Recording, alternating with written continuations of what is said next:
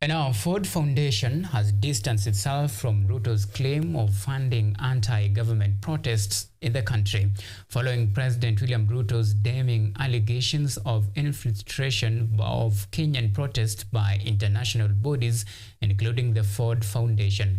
As Munene Weru reports, the allegations has raised eyebrows across the country and beyond the borders.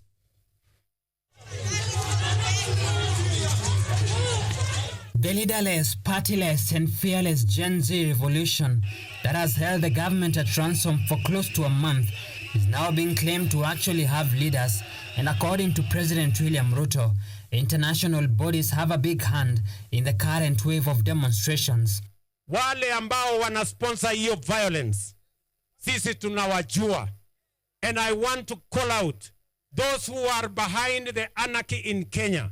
Those who are behind the sponsoring the chaos in the Republic of Kenya, shame on them, because they are sponsoring violence against our democratic nation. President Ruto, while on a development tour to Nakuru yesterday, named Ford Foundation as the main financier of the protests. Mimi nataka niulize watu wa Ford Foundation watuambie hiyo pesa wanatoa ifanye fujo ndio wapate faida gani?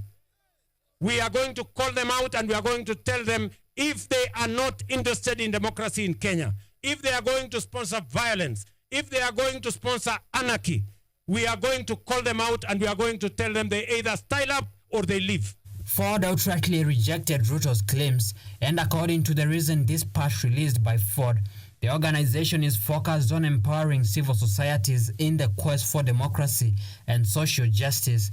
And while Ford Foundation has a history of supporting local entities such as the Law Society of Kenya and Amnesty International, it remains unclear whether the organization has made direct contributions towards facilitating revolt against Ruto. However, the bigger ask is how Ford could bear the blame for financing protests, while it has been massively involved in government initiatives. Ford has confirmed it played a critical role in setting up the Africa Climate Summit, in which Ruto was the host. Months later, the foundation happened to meet with President Ruto during his state visit to the US, and as late as February this year, the foundation met with Chief Justice Martha Koome to deliberate on matters social justice. Questions are emerging on what really transpired between the president and Ford that turned the two from the once close buddies to distant foes. Or is it an incompetence in intelligence that the deputy president frowned upon moments after the onset of protests?